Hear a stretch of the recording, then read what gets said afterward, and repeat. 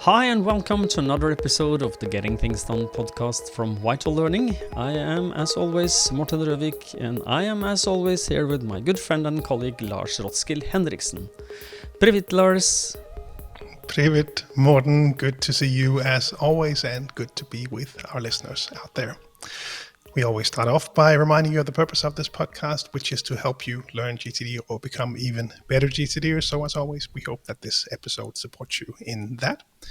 If you're new to GTD, we recommend you go back and listen to episodes 1 through 6 to get an introduction to the basics of GTD. And today's episode number is 76. And today's topic is a tools check-in for 2022. Exactly. And as we did last year, we do a check-in. What are the tools that we are using today to get our world to move around? And has it changed anything? And I've changed something, but not everything. So there is some news for people and some repetition. But for those of you who are interested in tools, this might be a beneficial episode. And we divided it up in different categories. And we are going to start with the big picture when it comes to tools. We're going to talk hardware setup. So Lars, what is your hardware setup these days?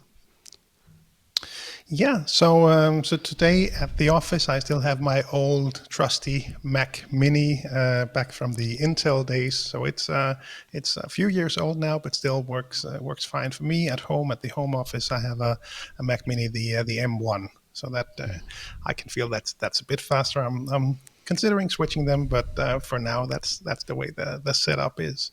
When it comes to phones, I have an iPhone 14 on the way. Morten, you showed me your cinematic mode at the summer camp this year, so I had to I had to go and upgrade. No, I have an iPhone 12, and it's getting a bit old and a bit, and it seems like it's going to wear out soon. So trust really your technolust, Lars. Trust your technolust. No, but I had a, it did feel like it was saying, you need to change me now. You need to change me now. When I plug in the cable, it doesn't always work. So I felt that was sort of a sign for me to upgrade now. And then I have my iPad Pro, which I vary really a lot, whether I really like it or really am bothered by the things that it doesn't do. But again, the things that it does well, I really appreciate. The things that I then miss when I'm out and about, that's when I wish I maybe had a MacBook instead. But overall happy with it, and trying to figure out how to work it best into and integrate it into the way that I work. And then the key, I think the key difference since last time was that I now have a nice screen setup. I have a good keyboard, good mouse, and then a dual screen, which has really made a big difference for me. One of those things that I had for a long time when I was an IT consultant in a previous life, and it was so nice to get that up and running.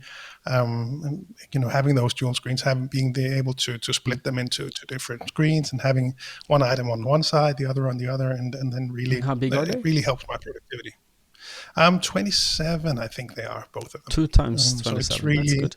Yes, exactly. And then they are hovering over the desk with a nice Ergotron. I don't know, it sounds like a transformer to me, so I just had to mention that as well. Ergotron. It has 2 aluminum arms. Yeah, it looks good. So no, it's been really, really nice, and it's cleaned up my desk a lot to have them floating, and just the ability to have those 2 screens. It's just made a big difference. So that's I think the key sort of change. Other than that, I have the TV, as you can see behind me.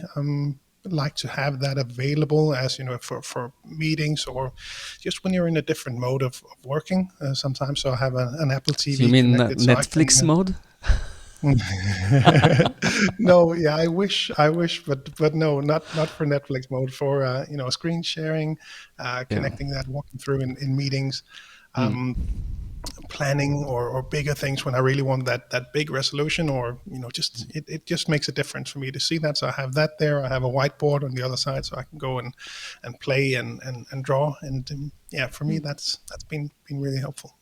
So I think those are the sort of the key highlights, I think, of the hardware setup that I have at the moment. What about you? No, just before we continue, just want to ask you, you have an Apple Watch as well. Yes. you have another one coming, or did you? Nope. No, I The, managed to. the It did not look old enough for me to switch, and okay, I so don't you didn't run go enough buy an anymore to ultra, really. Yeah, since you're exactly. an If I was ultra running, runner, are you not? I think you are. history of ultra running, I think is the the right way to put it. Yes, I So used to be no, ultra I runner. did look at that, and I actually did think about getting one, but I figured Mm. I'll pass on this one for now. Yeah, yeah, me too. So I And still have but my I. Mm, old Apple. I don't know what it is. It's not that old. Two no, years old maybe. yeah. Yeah, I think I have the same model as you, but it is when I said trust your technolist, when I was, well, when I started my GTD understanding of back in 2006, I started looking for tools, and I understood very quickly that I do have some sort of technolust that I have to listen to. It makes me happy. It's like, what makes Yeah. you happy? I am buying gadgets and playing with them. It's fun and cool. So I'm trying to look for excuses for having them.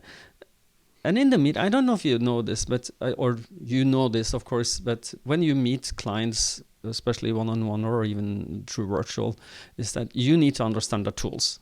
So you need to not necessarily have exactly the latest model, but you need to have a fair understanding on how it works. And that makes a big difference in coaching, because then you can teach Yeah. clients something that they don't know they can do. Yeah, Like absolutely. place Absolutely. reminders And, using your Apple Watch, or yeah. yeah. And when you need those, there's also a good reason. One of the things that takes up a lot of my mind these days is level 3 seminar. And in that seminar, we talk about affirmations. And of Yeah, course, that's a great excuse to go out and buy new tools, because that's just an affirmation on on your, staying in on top of the news and in control yeah, of things, and yeah, all that good stuff. yeah. So it's a great excuse to buy some new tools. Then turning to my hardware setup, is that I have a MacBook Air M1. It's a little low powered by the means of memory. I only have the 8 gigabytes, but this is supposed to last until October, until as my main machine, until Apple releases hopefully a new Mac Mini.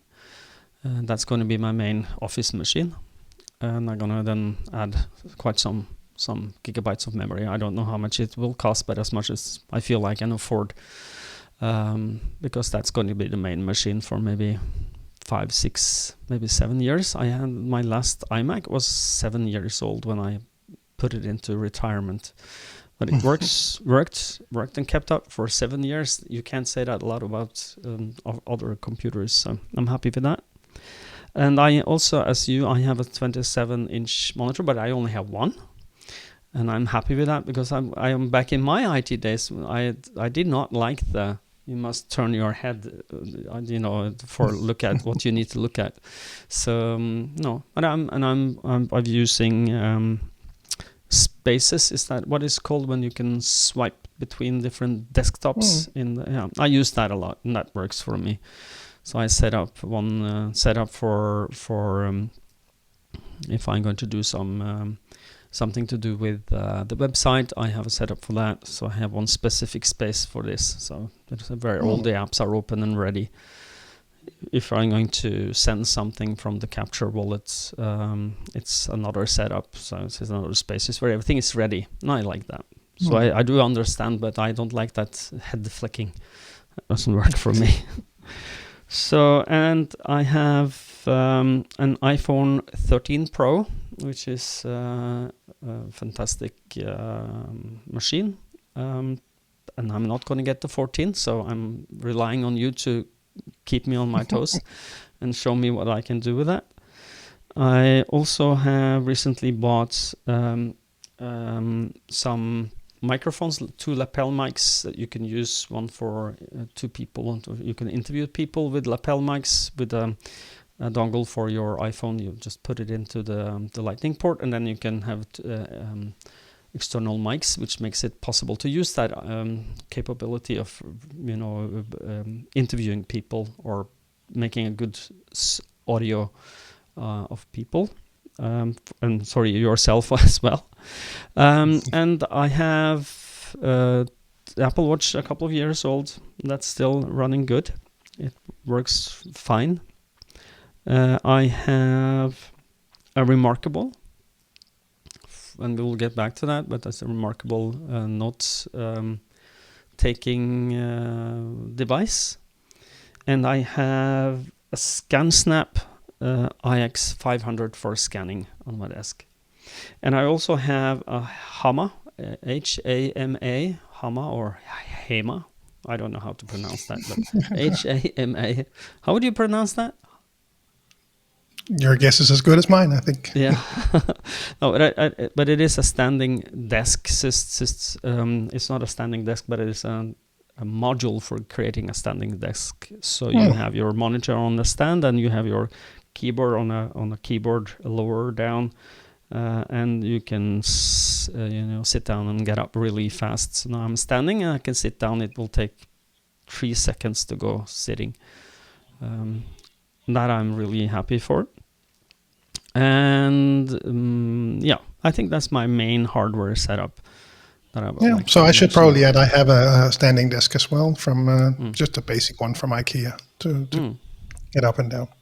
Yeah, but it takes 8 seconds, so it's a bit. Okay. There's a productivity improvement opportunity there. Yeah, efficiency. You must have faster.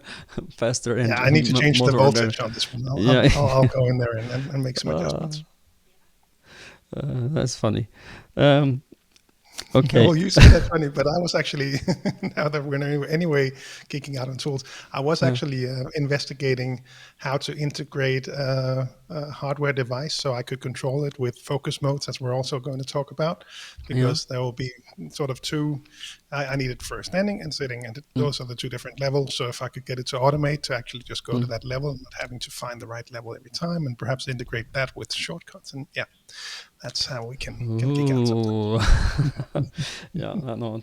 The desk that I'm at is manual. It's just a little lever you push, and then you push down on it. Then I'm sitting. It will take less than 3 seconds. So, but it doesn't have, it's not the full desk that gets up. It's just the stand that the monitor is on and the keyboard is on. But I have a place here for note taking, a mobile phone stand, and my Remarkable is also here. So it's easy to take notes when I'm standing as well. Nice. So that's my hardware setup, and we decided then to go to look at, in categories. So capture. What is your capture tool right now? Or capture tools? No, well, good old paper still works for me sometimes. So I have my trusty capture tool next to me, which is just a pad and a good old GTD Nordic pen that I use for just the ad hoc stuff, especially in meeting slots that come up there. For the most part, they will end up on paper still. And I have my capture wallet as well. So I have that available when I need to. I think most times it will be in situations where other people are around. Yep, that's the one you're showing. And for me, it makes sense to have, like in let's say in a seminar, if something comes up and people are doing a mind sweep exercise, and that reminds me that I have a tool like that I don't want to flip out my phone and start to ring that out, because that might send the wrong signals and people are wondering what am I doing right now. So so for those scenarios, paper works really, really well for me. Then again, for the most part, I think when it comes to capturing just ad hoc ideas, I still use Todoist as my list manager. So most of the things will go in there. At times, I will use Apple reminders, primarily for the location-based reminders. Remind me when I get home to do blah, blah, remind me when I get to the office to do blah, blah. I think those are sort of the key things for me there. And then, these days I do tend to drive a lot, and as stuff shows up there in a safe way. I have my memos app on my phone or my watch to just capture these things, and that's been a lifesaver now in these last 6 months, where I've been driving significantly more than earlier. That I had a day recently where I captured, was it 13 or 14 things in the memos app in one day, and debriefing on a client meeting. Oh, that reminds me, and all that kind of thing. So use that to capture it. When you say memo, it's the audio recording app that's Correct. native on your iPhone and your Apple Watch. Yes, the standard voice recorder, I think it's called in English. I think it's called memos. Memos. Okay. Voice recorder. You have it on your phone already if you have an Apple Watch or Apple phone and Apple Watch. Yeah. So those are really the key ones for me. No, I also use I showed it earlier, my Capture wallet, which is, by the way, for those of you who have bought from us at capturewallet.com, this is cool. I just want to let you know that we are going to phase those out. We are not going to carry them. We're not going to make them again. So if you want to have one, we are going low on stock. So that might be a good idea if you are interested. So the Capture wallet, this is the business wallet. This is, I think, since 2019, 3 years. It's kept up good. So just for those of you who are interested, not to plug that too much, but for those who want to have something and has already bought and knows the quality. So, but for Capture, I also use my Apple Watch, and I use Siri as well on the phone for the same idea. I've been I made a shopping list in the reminders app of my iPhone, and I use that by call Siri and ask her to add something to my shopping list, and that works really well. And I use also the location-based reminders. So if especially when I'm on the go, when I get in the car, remind me of this. When I get to the office, remind you of this. Remind me to call my father at 5 tonight, and or in the afternoon. And this is the where you need location-based or specifically timely-based location or time-based reminders. That's where I use that. And we, by the way, we use that as well. The shopping list works really well, and we also have a Google Home where I've set up an if this then that integration, so you can speak to that, and it can still add to your reminders-based shopping list. Oh, okay, that was new for me. Ooh. You take time my to go Google, play when you get my technology lust, yes. So and I also have when I travel, I have a travel wallet where I have one of these what's it called, Apple. What do you call them? Apple. What are those? AirTags, thank you. The AirTags, because I'm just don't want to lose my wallet. And I have on the side of this, I bought a very cute, very small little pen. It's inside a card like this. It's you put the card inside, and this is the pen. Look at this tiny little thing. So for those of you listening, it's a very small pen, but you probably.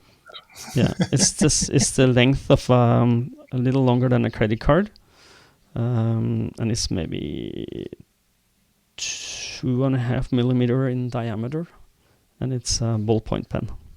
So, and I have this stuck into the side of my wallet, so I can have it ready, and I always have some paper inside the wallet. I tear off a couple of sheets from my Capture wallet and put it inside there. That's Capture. Anything else I capture with? Yes, I capture on the Remarkable when I take notes, and I then we'll get back to that, but I make tick boxes to make sure that I have, when it's something I need to get done, it's in there and it's highlighted so I can find it again.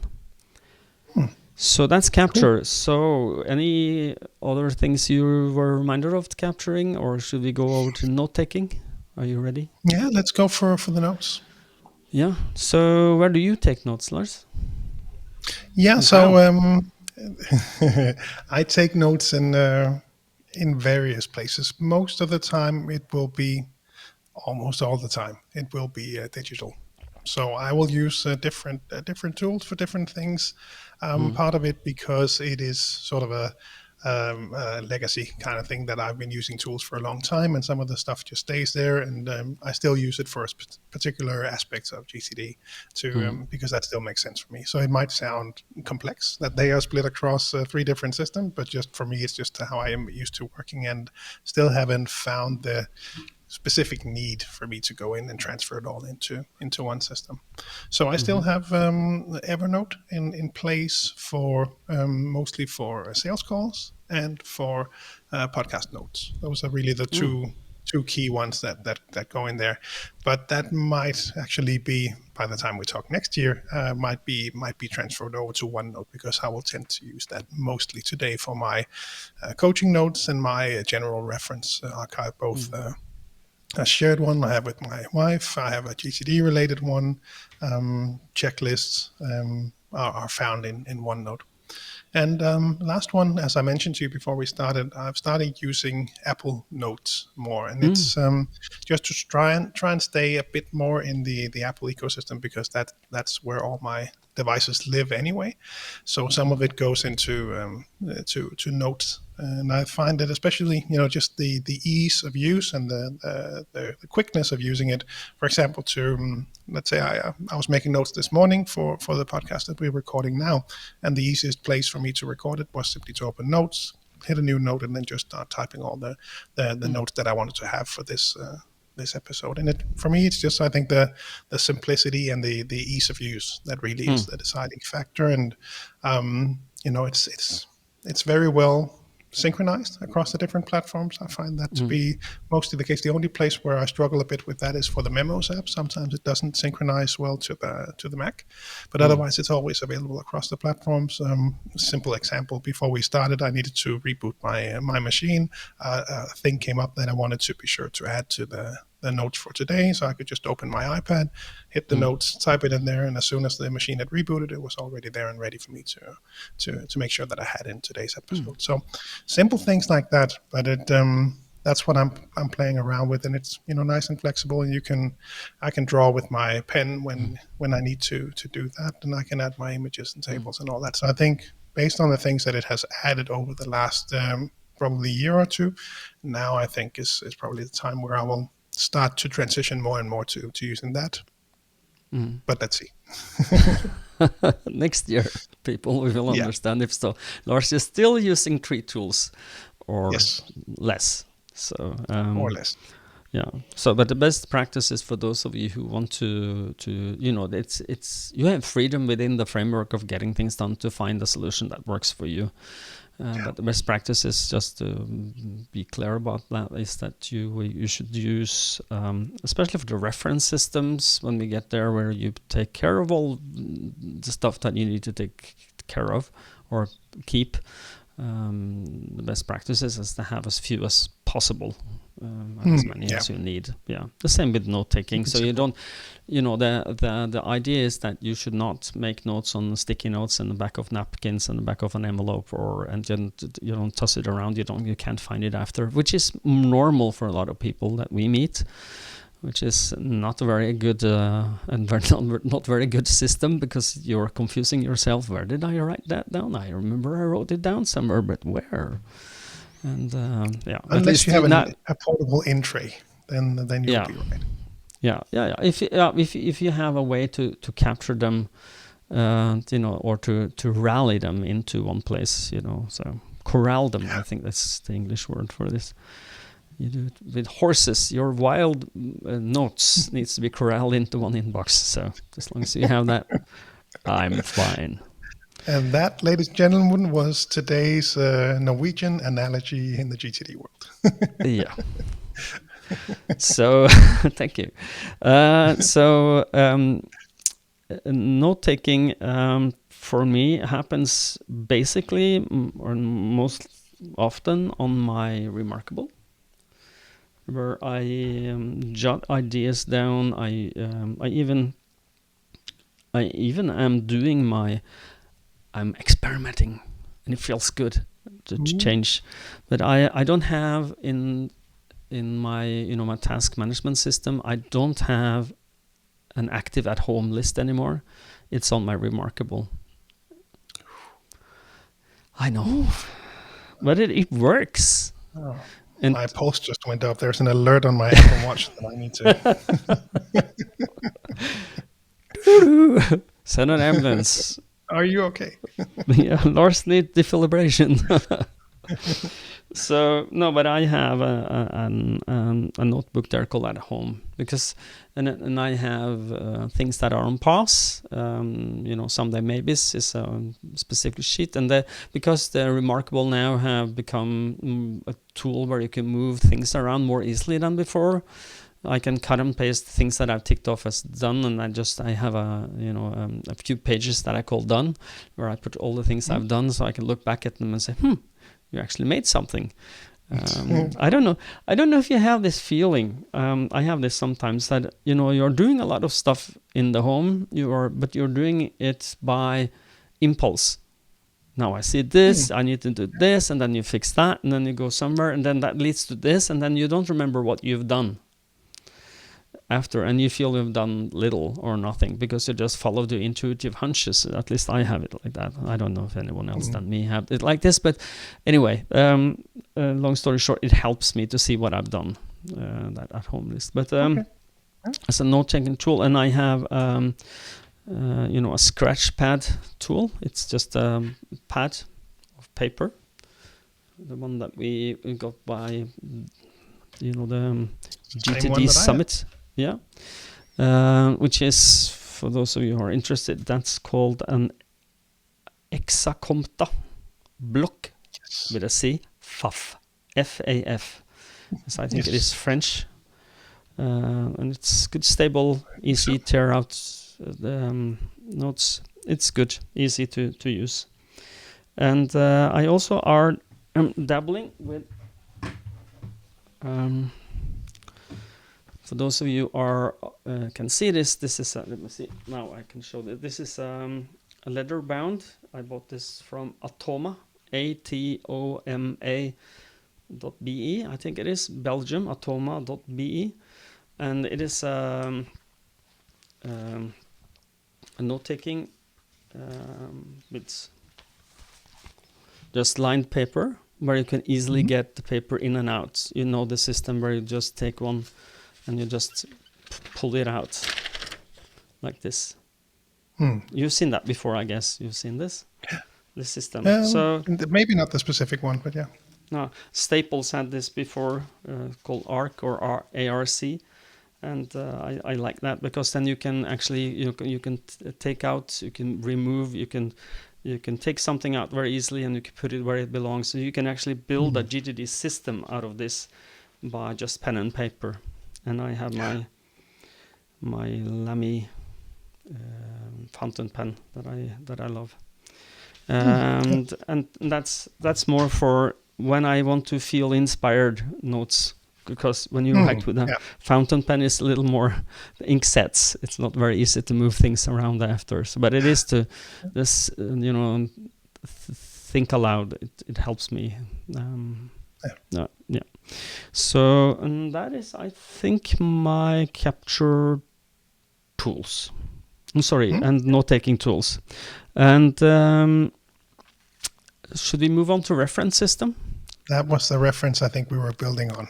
So I walked through my Evernote, OneNote, and Notes app on that. Yeah, you're jumping ahead, bad boy. No, it's okay. My reference system is, for me, it's I have Evernote. I have an old Evernote database that's just there for historical data. So if I ever need to retrieve something from 10 years ago, I can.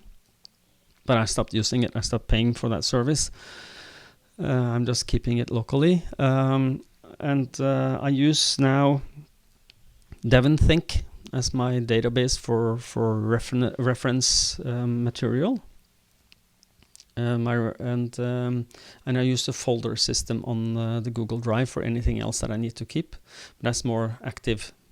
I use it for as a reference system where there is anything that goes into DevonThink is finished. It's not set in stone, but it is finished. So it could be, I have a database for coaching clients where all the clients have their own book. And in that book, I put all the notes I take, based on my Remarkable. So when I'm finished with a client, I would export that as a PDF and drag it into their book in the DevonThink, and then archive it on the Remarkable. So I can have it both ways. I can look at it in the DevonThink app, and I can look at it in the Remarkable. And DevonThink also lives on my iPhone, so I can easily reference this on the go if I need to dig up something. But in DevonThink, I also have PDFs. I have HTML files for links to interesting places on the web. That might be something I need to get back to. But I've changed my way of taking those. Back in the Evernote days when I got started, it's like, I can take care, I can save everything. So I did. I think that is a very beginner's problem with references, that you are very happy to just collect everything that you might want to use one day. But it is, I use it through my bullshit filter. Seriously, are you ever going to look at that again? Does it have a future value that you will actually want to see, or is it just going to clutter your system? That is very good questions to ask yourself, and I do that. I ask myself this often. So that's reference system. Moving on to scanning. Do you scan? Very little. For my needs, it's about just using an app. So I have it used to be called ScanBot. Not sure what it's. I think they changed their name. I don't know what it's called today, but I know when I swipe down and write scan, something shows up, and that's the red app that I will use. So that's what I use for scanning.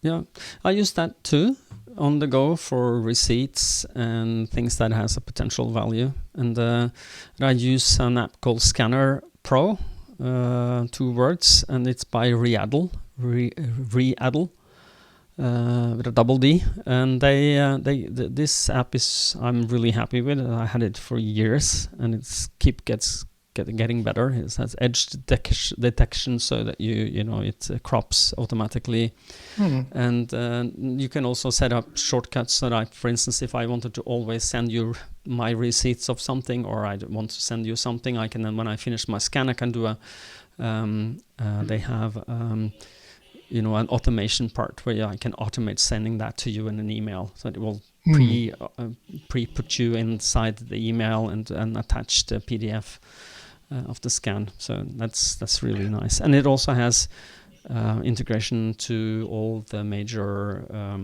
cloud services for storage. So I can, when I do done, it automatically puts into my inbox. I have an inbox folder on Google Drive that I then go on. I do my weekly review. I go visit that and then pull and drag the papers where they belong. Exactly. Yeah, no, and what you just described, the functionality and the way of using it, it's the same. And I just checked mine. It's called Swift Scan. Swift Scan. Okay. Swift Scan. That was the name that they had. From I don't know. From someone. Oh, okay. From someone. Okay. Swift Scan. I'm sure Lars will put that in the show notes. If you're lucky. If you're lucky. No. If Lars captures it, you will be lucky. And for scanning, I also use my old and trusty ScanSnap IX500. This machine is really good quality. I don't know if they make it anymore, but it's been working. I think I had this for 10 years and it still works smoothly. Okay. Scanned English. So, but it is. You can put almost anything in any order there. It can be a mixture of paper and receipts and everything, and just hit scan. It comes out in the other end as a scan, and scanned file on my PC, and it works really well. Mainly, I'm using it for credit card statements that we still need to do partially manually. But okay. and for evaluation forms from when we do seminars, I also do them there. It's super fast. So that's my scanning. Should we move on to task managers, calendars, and email? I don't know if you want to start on top. Task manager. What are you using? Like I said, I'm still on Todoist. Still have my trusty setup there, as I've had for the last was it 5-6 years now, 7 years maybe. It's been there for quite a while now. Moving things around, not settled on a specific way that I want to do it. So this summer I reorganized, for example, again. So still playing around with it, even though it's been part of my system for that long. That's for my sort of work related items, and then for personal use we have started. I used to have my wife was on Todoist as well, and we have switched now to reminders. So the standard Apple reminders have that set up there. So we have some of the shared projects that we have. So projects around the home, for example, we will have them in reminders. So she'll have her system there. It was more easy for her to have it in a more simplified setup, which you can set up in reminders, more easy accessible than for her to use Todoist. So for us, it makes sense to put it there. And as she also started working for Vital Learning in Denmark, we also use that for the different actions for her as well. So there are some different actions in there. She has we have our shared agenda list in there. We have a shared projects list in there as well for her to work on. So we use reminders for that part. Then when it comes to email, I'm on Gmail. One of the reasons that I stick to Todoist is that I really like the Chrome plugin that they have for extension. Gmail. Yes. Yeah, it just works so well. So when I have an email, there's an action associated with it. It's an invoice that I need to pay. I can just hit that button, and it takes me 5 seconds for it to end up in my system with a link back to the email. So it works really well. So I'm very happy with that part. And then of course, since we are in the Google environment, it's Google Calendar. I think for the most part, when it comes to, I'll actually switch a bit around. So I'll use both the Apple Calendar application with showing the Google Calendar items, and I'll also still sometimes go to the website in Chrome, so the calendar.google.com or whatever the URL is, and look at it from there. Typically, when I need to cross-check some calendars, I needed to speak with you yesterday. When are you available in your calendar? So it's more easily accessible for me in there, and also the integrations with the different meeting systems that we use, so Microsoft Teams or Zoom or Google Meet, those will be more easily accessible in there. So when I schedule meetings, I'll typically head over to the website. And I think then the last component is one that we both use with the scheduler. So when people want to book meetings with us, at least I have and I know you have too, scheduler URLs, so people can go in there and it'll check your calendar and it'll find a slot that hopefully works for both of you. I've set up separate ones for Teams or Zoom, depending on how people prefer to talk to me. So both options are available, and I still find that very useful as well. I think for the most part, the last couple of months, it's been pretty hard to find a slot in my calendar because I also block out time for myself. So in some cases, I'll still go the manual way and in email back and forth with people to find the right slot. But still a functional, very handy tool as well. Yeah. So I think those were the key ones on my end when it comes to List Manager, email, and calendar. Yeah. I'm still on OmniFocus mostly for my my tasks that are not related to sales or email. And the reason for this is because it works really well, and it's there for me, and I can do templates. So I create templates for projects that I know is, I can repeat. It's very easy, very handy to use the templates functionality that I built there, and it has a good integration. How do you say that? Sparsely use notifications on OmniFocus, and I only have location-based notifications. So if I'm close to our shopping center here, we have a big mall close to us. When I go there or I get close, I get a notification of what are your options for your errands list that's related to this shopping center. So when I need to buy something, it pops up. And that works really well when I get close to when I know that we are low on fuel in my car. I can then just have a location base. Next time I'm close to our local gas station, it will pop up. Do you need to refill here? Consider the price. So especially these days, yeah, that's really and we have a very good app that's in Norway that and it actually is in Denmark as well, I think. It's called Drivstoff-appen. And this is the fuel app, and you can set up. And this is way off topic, but it's a very good app. But it's community driven. So when you are filling gas at some gas station, you will because you're a good community fellow, you will plot in the prices of the fuel that's available on that station, and you get points, and you actually can get paid money, real money for this, and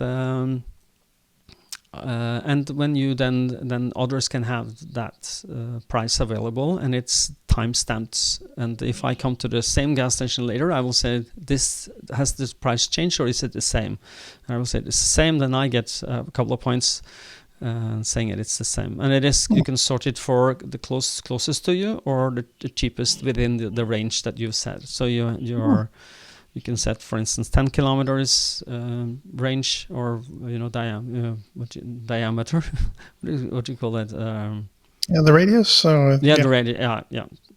So what are the range you would like to have that those stations, and they will rank on price and on how close it is to you, and how long time since the price was updated. So it's an annual fee you have to pay for this, but I've already, and I think I saved that for 12 months in 1 month, the price of this app. So, okay. I haven't really played around with that.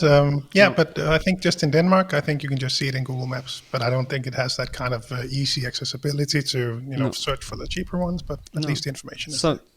So when I travel to Oslo, I open that app when I travel, and I see what's the prices now.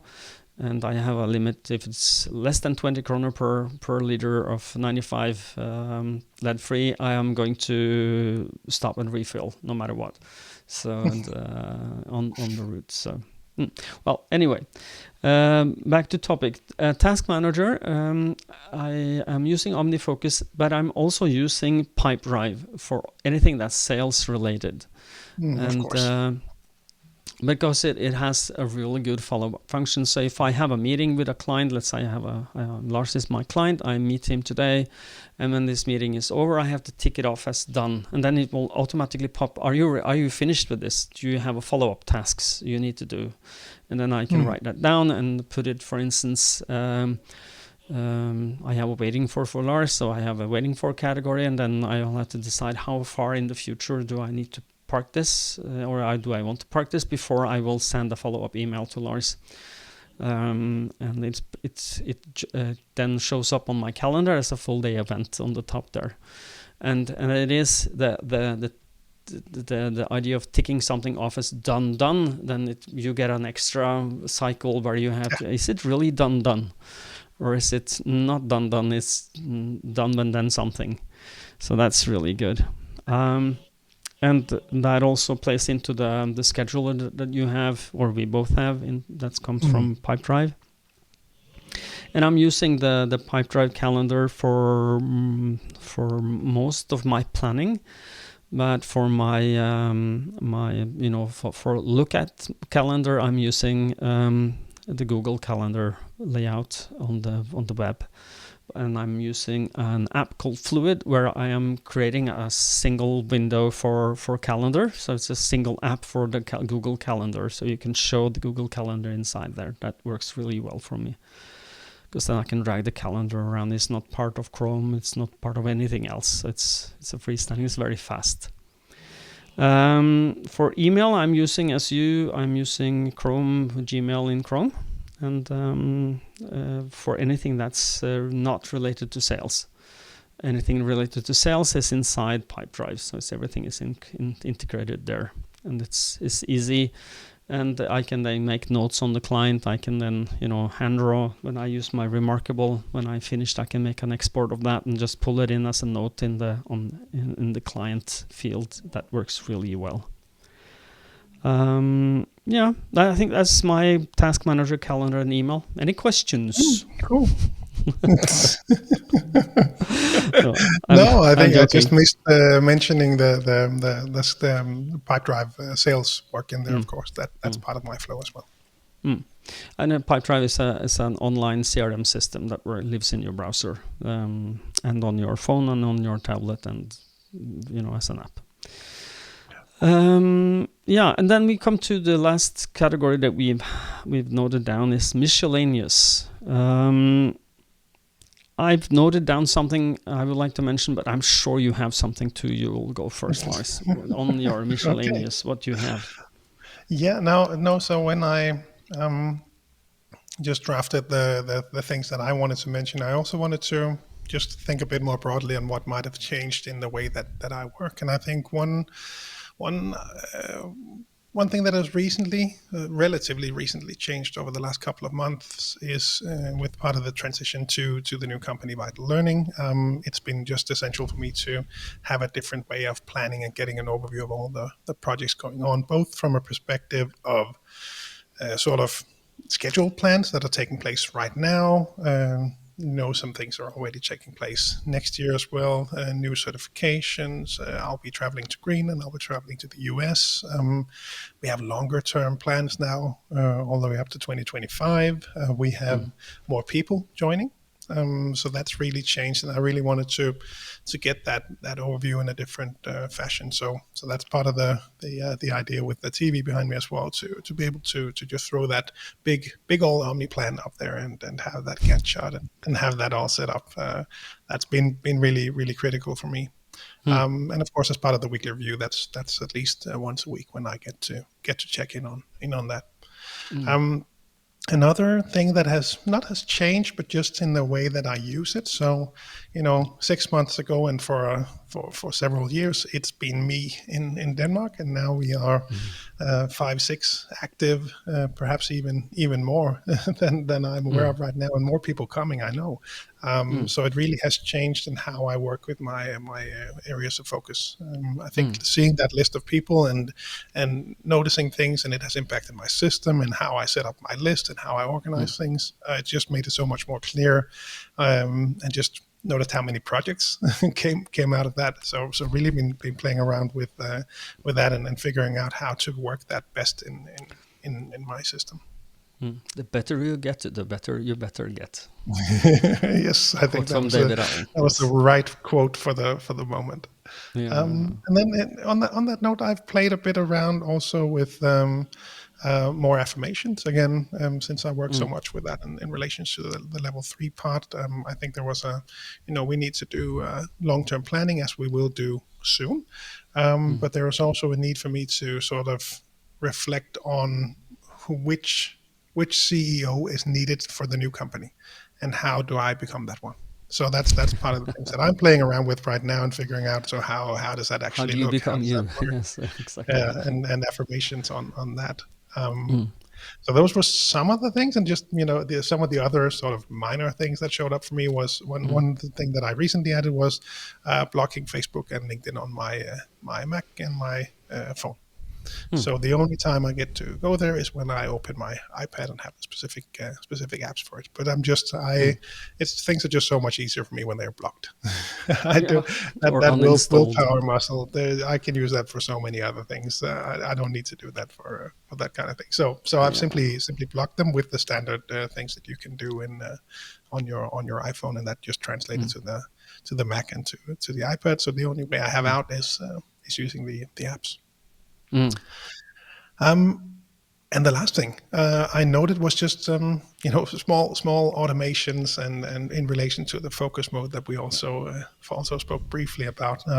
So I have different automations set up, and I just really enjoy that. Coming back to I think the techno lust that you mentioned earlier, and I just really appreciate that. I have a HomePod here at the office, so when I walk in the office, it starts my playlist when I come in here. When we go into meetings, I have a I have a shortcut set up that's called Into Meetings, and that will pause the music. It will put on Do Not Disturb. It will start the camera. It will start the lights. It'll set everything up that I need, and the reverse when I get out. At home in the morning, so we have some lights outside. They'll turn on at 6. We'll have some lights inside. They'll turn on at 6:15, 6:30. The music will start, and today's easy hits will be playing at the the household at home. It's just these small, yes, very much so. But just these small, things that I'm playing around with, and again, not directly GTD related. We can call them productivity, or we can just call them having fun. Maybe that's more accurate. Yeah, but it is if it enhances your productivity and makes it you're finishing what you need to finish more elegant, then hey, it's productivity. Yeah, it's just it's actually it's something I've been playing with for a while. A few years back, I set up that there was a temperature sensor. So when it got below a certain threshold, before we had this automated heating, it would switch the light color. So I would know now it's time to start the heating, so it doesn't get too cold in the summer. So small things like that. But I really like that. What's it called? The ambient computing. That it's when it's just around you, and I don't need to look at the clock in the morning. I know when it's 6:30, the music will start. That kind of thing. It's could sound silly, but I think it's actually really helpful for me, and I think also for the family, that they kind of just intuitively know this is a process. It's relatively new, but this is a process. Yeah, I'm into automation as well, and I'm smiling because I'm remembering all my automations now. Yeah, so, just silly things, and you mentioned earlier as well with your how it changes your focus modes, and I have that for work, I have that for home, I have it for when we get to the summer house. It switches to a mindfulness and a simple watch face, and but I think you have a similar or somewhat related setup.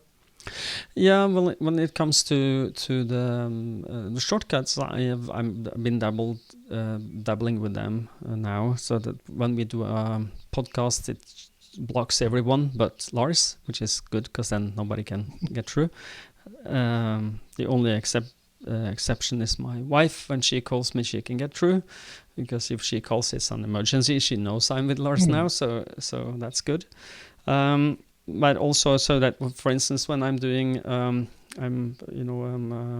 amateur pistol shooter competitor, and when I do my shooting, I have a focus called shooting, where the screen goes black. I can't see anything, and my watch face on my Apple Watch changed to the most simple one with just the clock. There's no warnings, no notification, no nothing.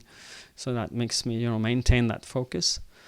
I also have dabbled with the shortcuts in the Apple ecosystem, as you have, so that when my alarm goes off in the morning and I don't snooze it, I said yes, I'm up now, or I'm getting up. It will set my hue lights in the kitchen and the living room to morning, which is little, not too harsh. So it's a little soft. And then 15 minutes after, because when I get up, I go to shave in the morning. and get ready for the day. And 15 minutes after I stopped, it will start the coffee machine. And, you know, when I get out, it's coffee ready. It makes me feel really cool. I use my coffee filter machine, make it ready the day before, and when I get out, the coffee is ready. Oh, what a luxury! So, and I've also dabbled with the using of NFC tags around the house and in the outside, because we have an alarm system that's app-based, and we have an electronic lock that is Bluetooth based and Wi-Fi based. So when I go out the door and I have an NFC tag close to the door, so I just tap that with my phone, and that will trigger a shortcut that shuts off all the lights in the house. It locks the door and opens the alarm app so that I can trigger the alarm to turn it on. And then I'm done. And Cool.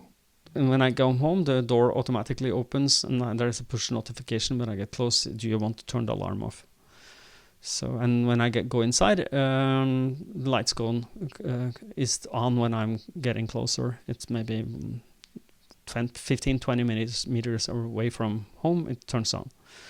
So and that is automation that I like. It makes these little things, but it makes your home more personal, and it makes you, I don't know, you use technology in the right way, I think, you know, when you do this. Small tip on that one. When it turns on the lights when you get home, you may want to notify the babysitter in case you have one that the lights turn on, because otherwise they might be a bit scared. I may be talking from experience.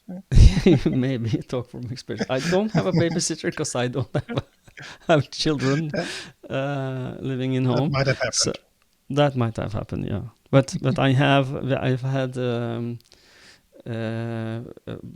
mother and father-in-law living with us, and I had to turn that off because when my wife and I go outside the house, both of us at the same time, it turns off all the lights automatically, and they're suddenly there in the darkness.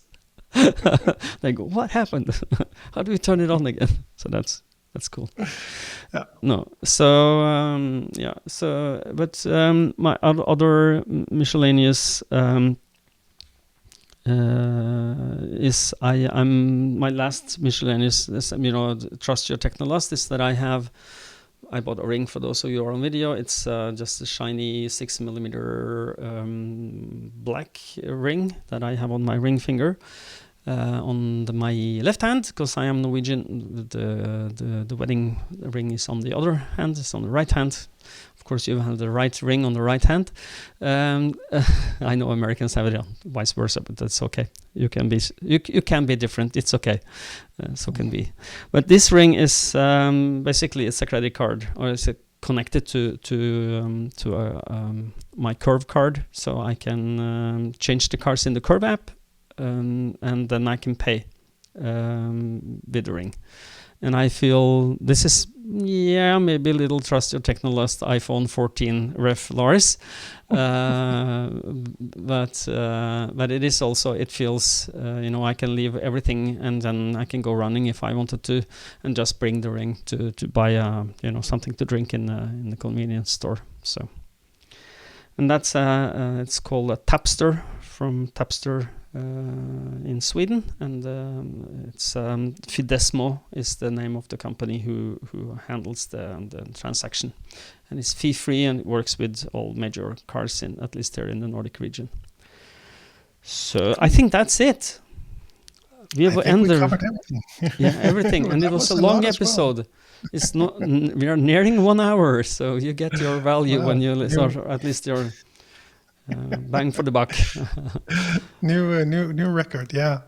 No, and hopefully this was helpful. And if you have any tips, we'd love to hear from you. So your favorite tools, your favorite optimization, favorite automation.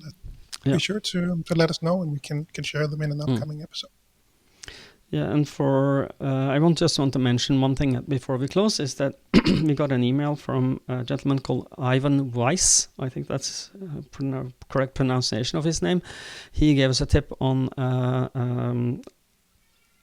what do I call it? A task management task management / calendar application that we will look into. I want to look into it. I'm intrigued. I will look into that until maybe next time, but maybe next time after this. So we will do another tools check-in for this. Not for this, but for because I'm intrigued on how you can schedule things. Because it is a very good procrastination killing tool, is to put things on your calendar. And how do you do that the best? How do you make sure that you're doing most of the right things? And Okay, Lars, will you take us out? I will, but before I do, I just had a personal request for the listeners out there. I may have mentioned it before, and some of you may already know I had this hobby, I would call it, of implementing a GTD list manager.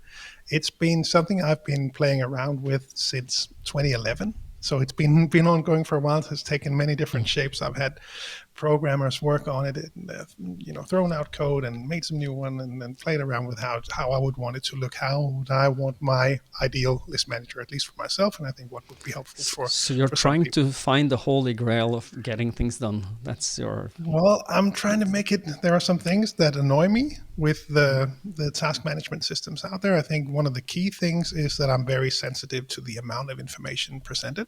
So that's why I am struggling to use things like OmniFocus, because there are so many things in there. That's why I'm struggling a bit with using Todoist, because as they add more and more features, as many programs will do, it'll tend to be more and more information, and that just easily overwhelms me, to put it that way. So we have a backend already set up. I have developed the front end. It's written in Swift UI, and I was curious if there might be any listeners out there who would want to help out with this. So again, this is a hobby project. It's not something that I'm looking for, offers from development companies. But if there are anyone out there that would like to play around with building this kind of simplified list manager, let me know. Lars at gtdnordic.dk. Would love to hear from you. And what would be the ideal candidate for making help on this project for you? Someone who is knowledgeable on Swift UI, I think, would be a good starting point, because that's how it's written. So I'm not a programmer, so I'm kind of self-taught in this area. So it doesn't have to be a ninja expert at it, but ideally a programmer who knows his way around, or her way around Swift UI would be a good starting point. Then I have someone else already working on the back end part. Okay, good. That's Lars at gtdnordic.dk. Yes, exactly. And now I will say that we will wrap up this episode with a quick reminder to head on over to vitallearning.eu to have a look around. It's very well done now. I think we are very close to where we want it to be. The different country websites are slowly starting to emerge, working on those. So head on over there, have a look around, see all the different offerings that we can now help you with, both GTD related and other methodologies and seminars. You'll find all the information there, vitallearning.eu. If you're outside the Nordics, head on over to cruciallearning.com to find your local partners. And just a quick reminder on the GTD Summer Camp, as we did last time we announced the dates. Just wanted to remind you, in case you missed the last episode, June 17 to 18, 2023. Mark your calendars if you might be interested in coming to Denmark and hang out with Morten and myself and all the nicest GTDers in the world. So be sure to be there mark or be square. As the cool kids say. And lastly, 50 as years always, ago. we really hope that you find these episodes valuable. So if GTD has made a difference in your life, please help us spread the message to more people by giving it a rating on Spotify or Apple Podcasts or Amazon or wherever you listen. It really helps discoverability. So thanks to those of you who will do that. Yes, Lars out. thank you. Lars out. Thank you everybody for listening, and until next time, stay safe and stay productive. Bye bye. Bye everyone.